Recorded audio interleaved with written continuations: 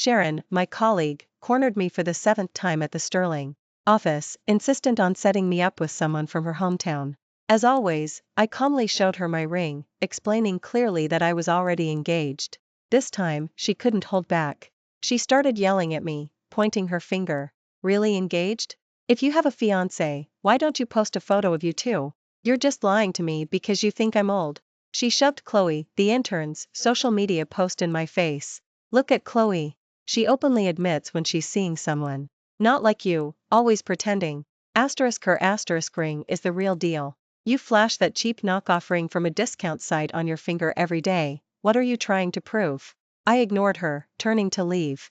As I looked up, I caught a glimpse of the ring in Chloe's picture, and it looked eerily familiar. When I got home, sure enough, the ring was gone from my jewelry box. Without hesitation, I immediately called the police. To build his career on my money and then dare to cheat, I'd like to see if he's really worthy. Why did you call the police? As soon as Daniel heard Chloe was at the police station, his phone call came through. My voice was devoid of warmth. Why did I call the police? Daniel, aren't you clear about what you've done? Does that ring in Chloe's social media post look familiar? The breathing on the other end of the phone clearly hitched. How did you know? He involuntarily cleared his throat, trying to hide his guilty conscience. Just for that? I only asked her to try on the ring. I was going to what? I cut him off directly. Going to surprise her with it? It's not what you think. He argued frantically over the phone. I wanted her to try on the style, to help me see if it looked good. Try it on? I sneered. Daniel, do you not find that ridiculous, even to your own ears? After a long silence, Daniel's voice sounded weary. Sophia, please drop the case. Can we just talk this over properly, okay? I didn't answer, and he continued on his own. That ring. I was planning to propose to you with it in a couple of days. I wanted Chloe to try it on because her finger size is the most similar to yours, and I wanted to make sure it was perfect. I almost instantly let out a cold laugh, the sarcasm practically overflowing from my tone. Daniel, do you take me for a fool? In the past, I might have actually believed what Daniel said. But just now, while searching for the ring box, I also found an intimate picture of him and Chloe. In the picture, he had his arm around Chloe's waist, and the smile in his eyes reached all the way to their depths. I stared at the picture, a painful indulgence. I had always told outsiders I had a fiancé, but Daniel said it would look bad, and we never went public. He wasn't even willing for his hand to appear in my pictures. And this picture, in front of my very eyes, showed me just how foolish I had been.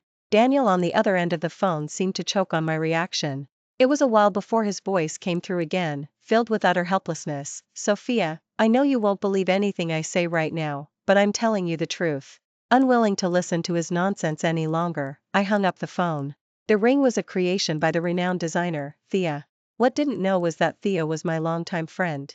She was one of the few people who knew Daniel was my fiancé. I leaned against the cold wall, Thea's reaction uncontrollably surfacing in my mind. She held up her phone, the ring design displayed on the screen, her eyes sparkling as she winked mischievously at me. Sophia, your Daniel really spent a fortune this time. At the time, I felt a surge of sweetness in my heart. I simply thought it was a surprise Daniel was secretly preparing, and I was full of anticipation. But now, I realized that the ring's size was not my size at all. The surprise I had always believed in was never meant for me. From the start, I was leaning against the wall, my mind a tangled mess. The door to the police station suddenly burst open. Daniel rushed in, his forehead covered in sweat, his chest heaving. It was clear he had hurried here. His gaze anxiously swept across the police station, quickly locking onto me. He strode towards me, but his first words were a demand. Where's Chloe? I didn't even lift my eyelids, my tone indifferent. She's inside, isn't she? A thief. Should she be let out to continue stealing instead of being held inside? Daniel exploded instantly, his face turning beet red, his finger pointing at me, his voice trembling with anger. Sophia, how can you talk about Chloe like that? She's not a thief. You're deliberately targeting her.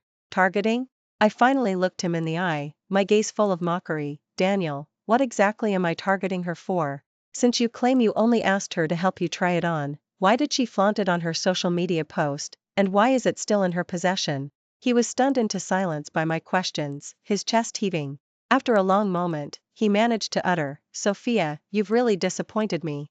Even if I merely asked her to try it on, what does it matter if I gave it to her? Is there an issue? You have so much jewelry. Do you really have to fight for this one ring? With that, he glared at me fiercely and stormed inside. He looked so desperate, as if the love of his life was being held in there. Not long after, a police officer emerged, his expression somewhat stern, and addressed me, "Miss, the gentleman just gave his statement inside.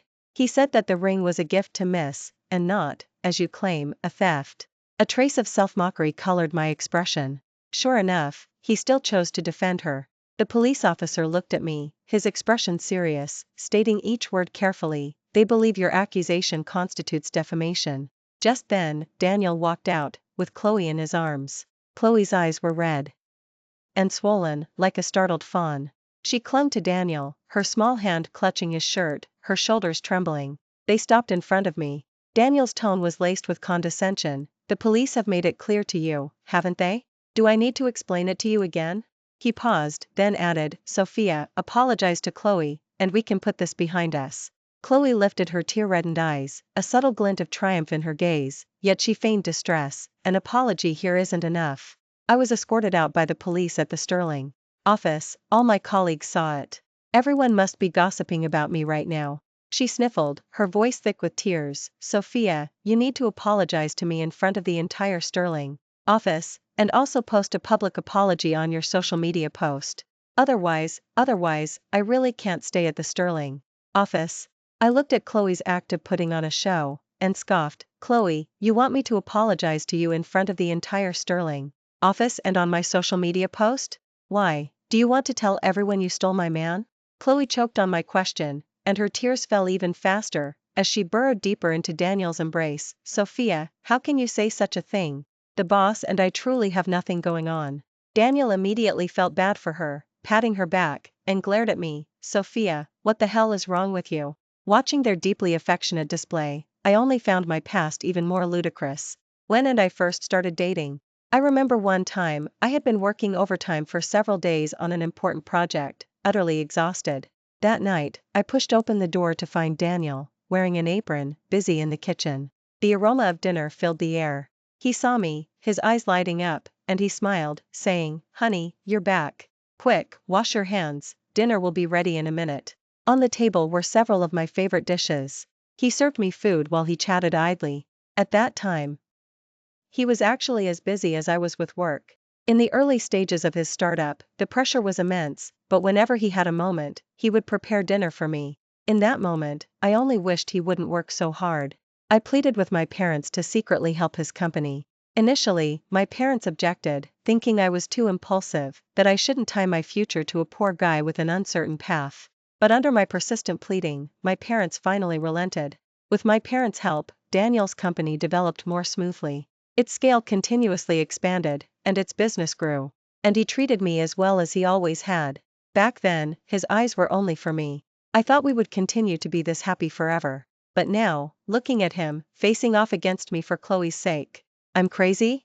I swept my gaze over them, my eyes icy. "Daniel, did you get too comfortable and forgot where you came from?" Daniel was taken aback by my question. "Sophia, what nerve are you talking about?"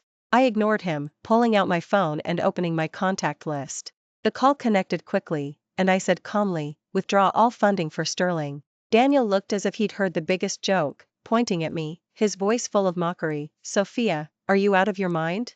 Withdraw funding for Sterling. Who do you think you are? My company is where it is today because of my own ability. What does it have to do with you?"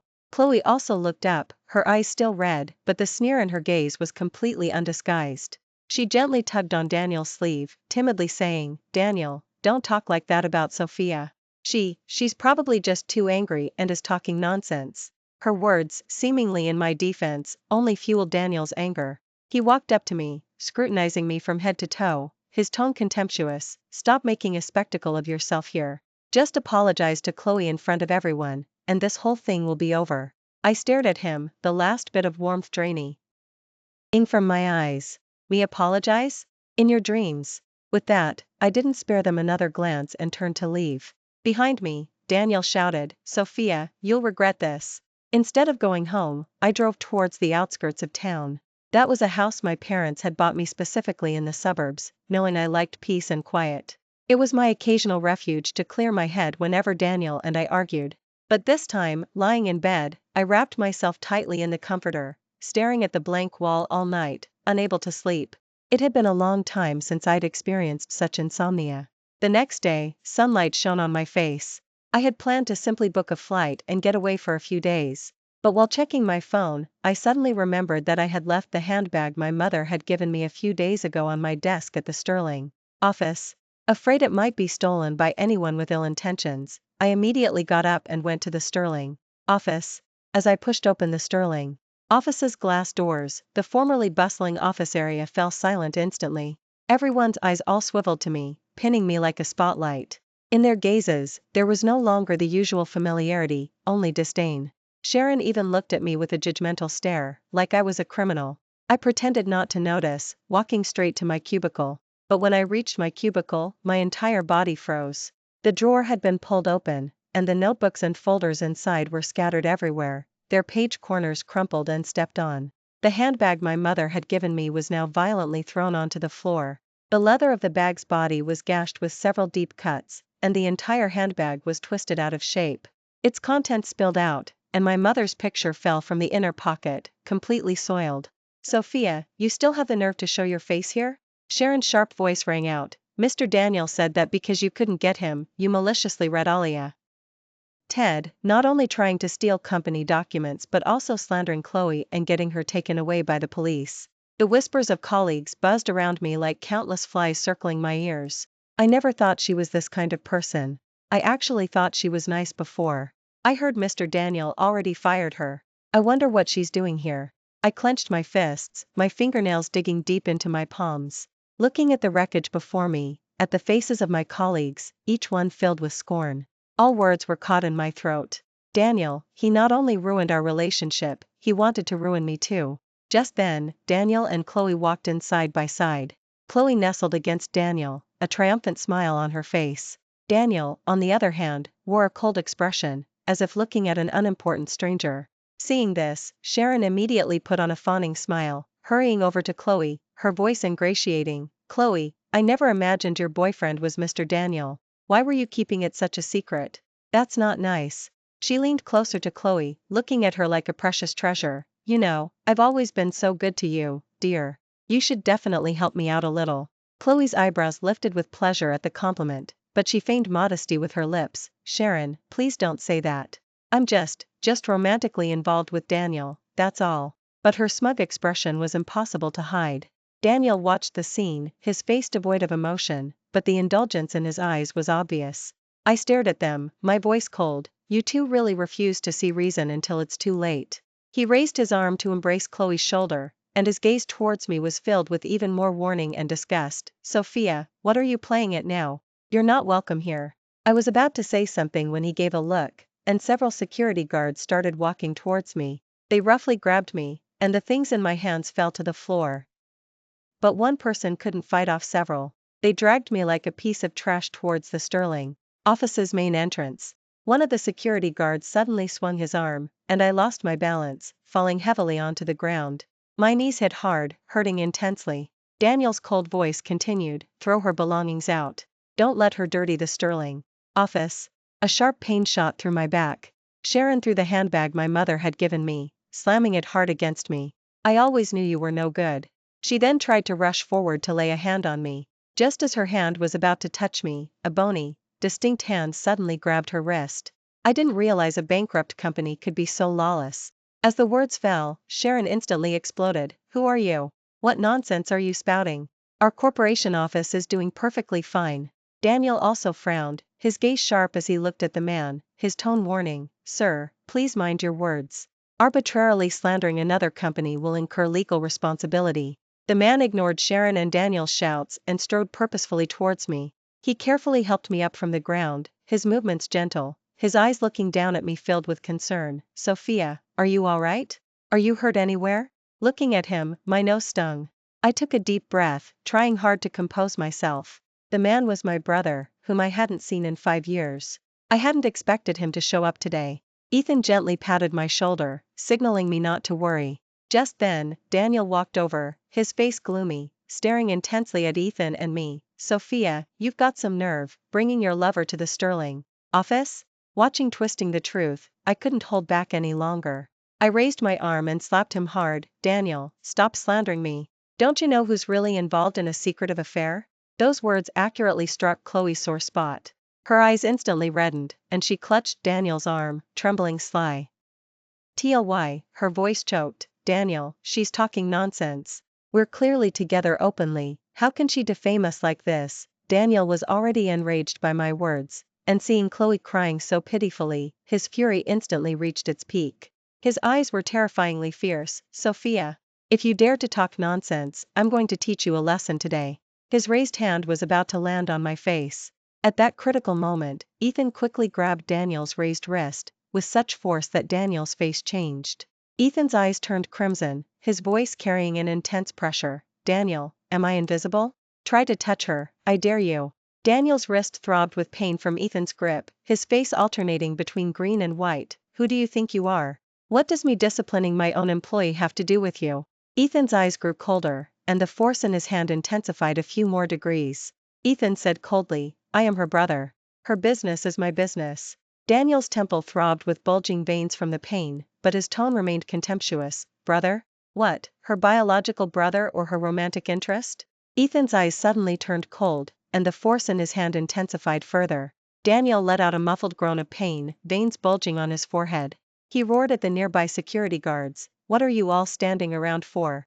Get him out of here." No sooner had he spoken than a group of well-trained men in black suits flooded in through the door. They tightly surrounded Ethan and me, like a solid wall. Daniel was startled by the display. He jutted out his neck, saying stubbornly, "Where did this group of people come from? What do you think you're doing?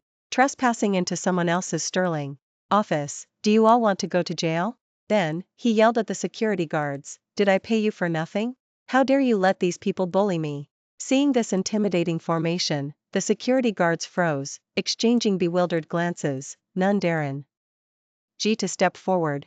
Daniel's face turned beet red as he shrieked at the security guards, "You bunch of useless fools." One security guard jutted out his neck and muttered, "Mr. Daniel, it's not that we don't want to engage, but look at their physiques, all solid muscle. They're clearly not to be trifled with. We only make $4,000 a month. Do you really expect us to risk our lives for you?" The other security guards chimed in, murmuring their reluctance. Daniel was left speechless, his gaze darting frantically over the group of men Ethan had brought. His lips moved a few times, but in the end, he didn't force the security guards anymore. He just stared intently at Ethan and me, the ruthlessness in his eyes diminishing, replaced by a growing sense of panic. Just as he expected, the leading burly man gave a look, and the others immediately understood. They walked straight to the office area.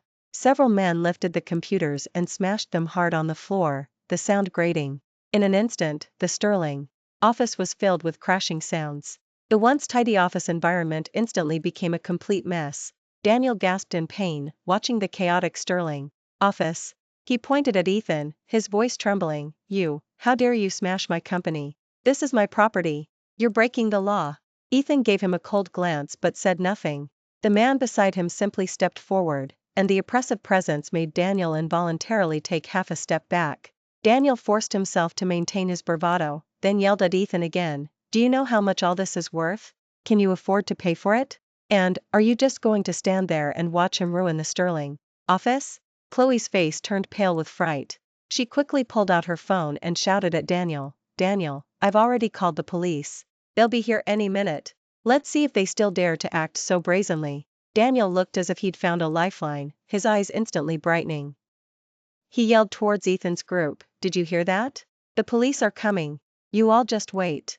Ethan, however, merely gave him a cold look. He waved his hand at the men beside him, his tone calm and even, "Don't worry about it, keep smashing." The men, receiving their orders, didn't hesitate at all. Their actions became even more decisive.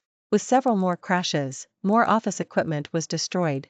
Daniel and Chloe watched, anxious and afraid, but completely helpless. They could only watch. Daniel clenched his fists, urgently shouting at me, "Sophia, make them stop. Don't smash anything else."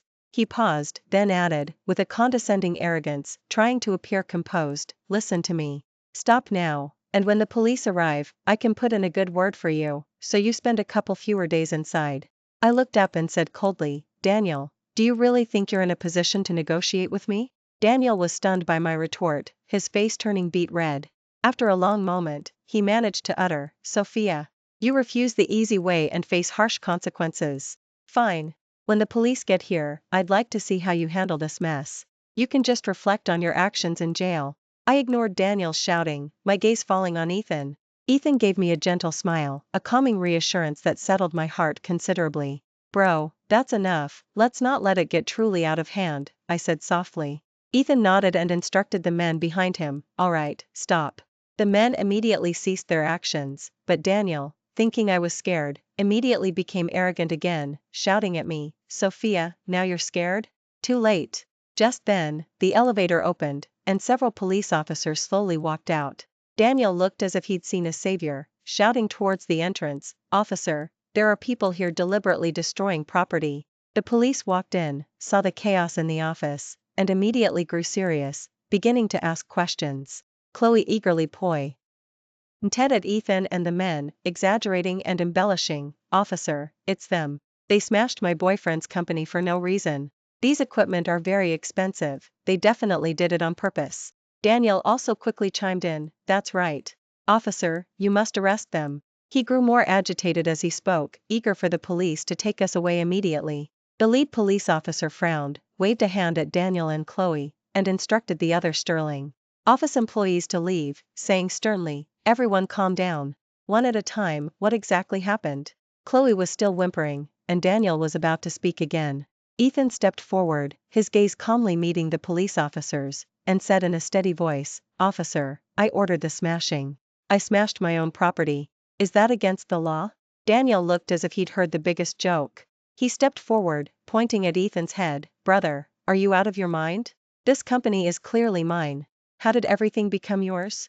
Ethan simply slapped Daniel's hand away, his eyes sharply focused on him. Daniel flinched, trembled, and said no more. Ethan calmly looked at the police officer and said, "Officer, Daniel mismanaged the company, and it was already insolvent, on the verge of bankruptcy. Through legal debt assignment and asset acquisition, I am now the legitimate owner of this company." With that, Ethan gestured for the men behind him to produce the relevant transfer agreements and property ownership documents. The police officer took the documents and examined them carefully. Daniel and Chloe looked at the documents, still brazen, quite a setup, even got the documents to back it up.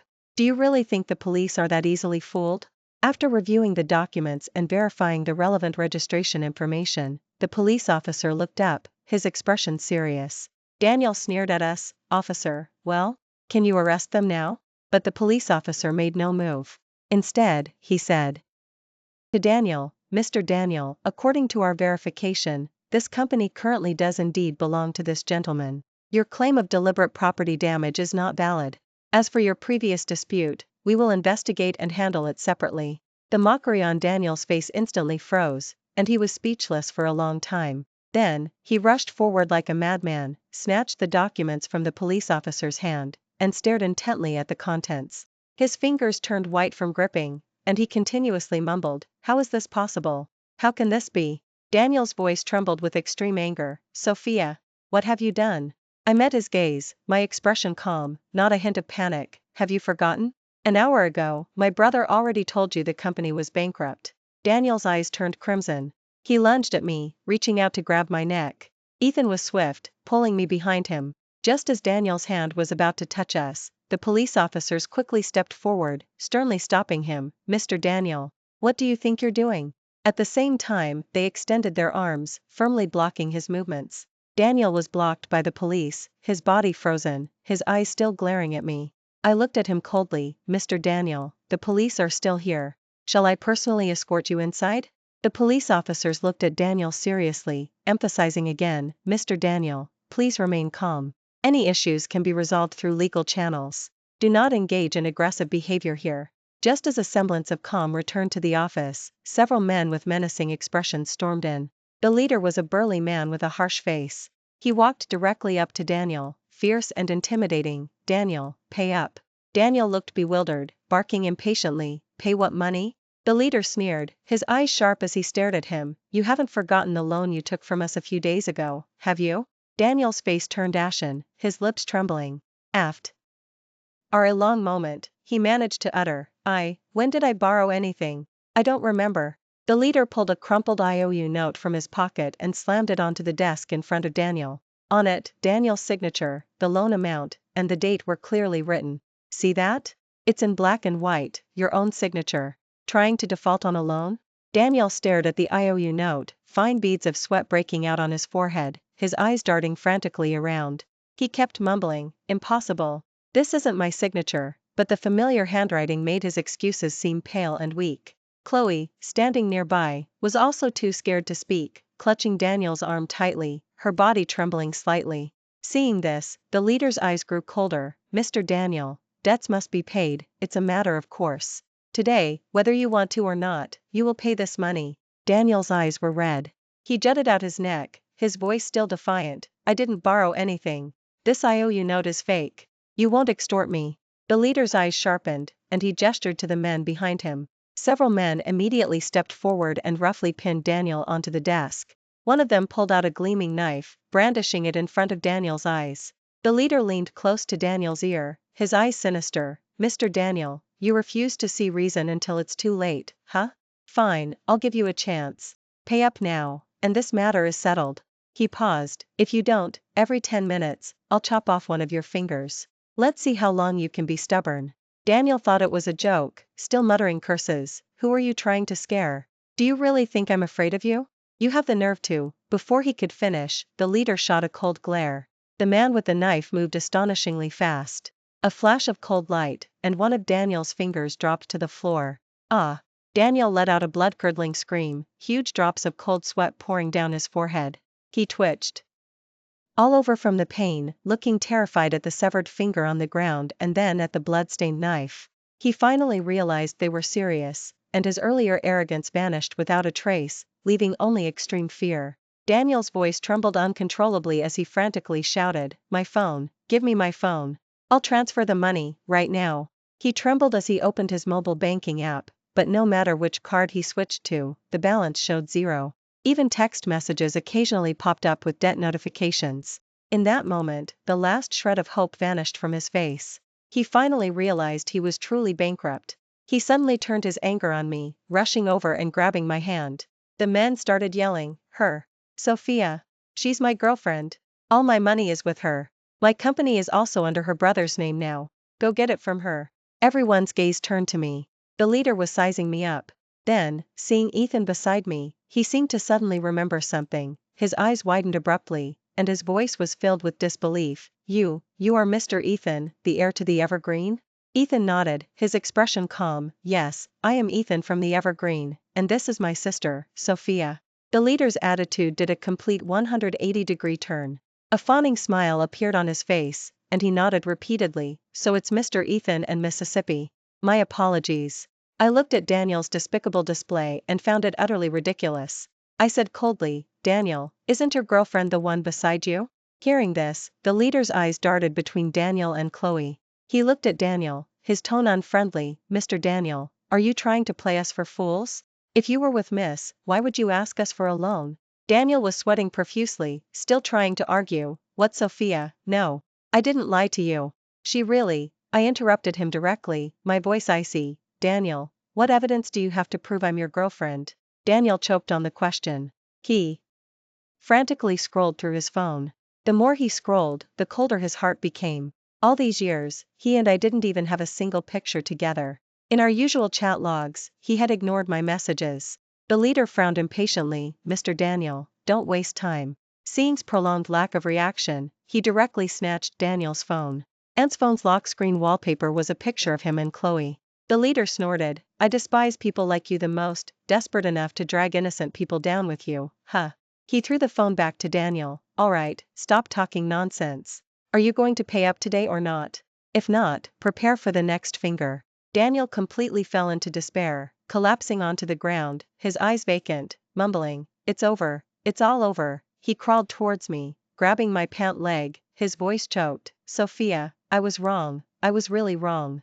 I shouldn't have treated you like that. Will you forgive me? Since you're Miss, this small amount of money I owe is a drop in the bucket for you, right? Please help me pay it back. I'll agree to anything you want." I didn't even lift an eyelid. Seeing I had no reaction, he said urgently, "Is it because of Chloe? It's all her. She seduced me, that's why. That's why I was temporarily confused and ended up like this. Chloe, hearing this, trembled with rage. She pointed at Daniel, her voice sharp. Daniel, you were the one who relentlessly pursued me back then. I only got together with you. Now you're blaming me. Daniel also got angry, jutting out his neck and shouting, it was you who seduced me. If it weren't for you, would I be in this predicament? Then give back the money I spent on you. Chloe let out a scoff, as if she'd heard the biggest joke. Daniel, are you that desperate? How can you even dare to ask for that little bit of money back? Daniel was provoked beyond reason, snatching the knife from the person next to him and lunging at Chloe. If it weren't for you, I would have married Sophia. Chloe screamed, collapsing to the ground, her voice trembling. What does that have to do with me? You dated her for so long and didn't even know her true identity. You're the one who didn't cherish her. Didn't you say you found her annoying, that you were tired of her, and came to me for excitement? How dare you blame me? The more Daniel listened, the angrier he grew, and he stabbed wildly at Chloe. Seeing this, the leader's eyes hardened, and he signaled his men to restrain both Daniel and the injured Chloe, before taking them away. Later, I heard they couldn't repay the money and were forced into the underground world, forced to pay their debts with their organs. Upon hearing this, I merely smiled faintly. As for their fate, I was unmoved. They deserved it. Now, I just want to live my own life well. Later, I returned to Evergreen, and at an important group meeting, I became the second largest shareholder with a 30% stake. As soon as the news broke, the entire conference room erupted. Executives whispered in shock, unable to believe it was true. From that day on, I held a pivotal position in Evergreen. Through my own efforts, I managed my segment of the business meticulously and established myself firmly within the group. I knew my life was steadily moving towards a bright future. Thank you for listening to today's story. If you enjoyed this video, please like it and share it with your friends. We look forward to hearing your thoughts in the comments section. Feel free to share your views, and don't forget to subscribe to our channel for more exciting stories. See you next time.